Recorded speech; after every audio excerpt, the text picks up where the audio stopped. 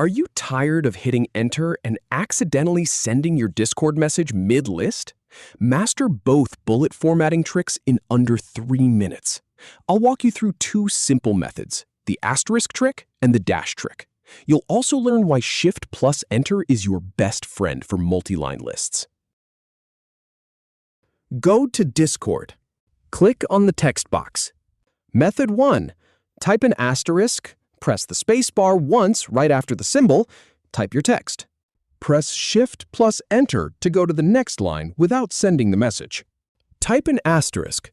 Press the spacebar once right after the symbol. Type your text.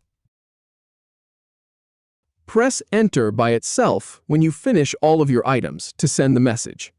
Method 2. Type a dash at the very start of a line.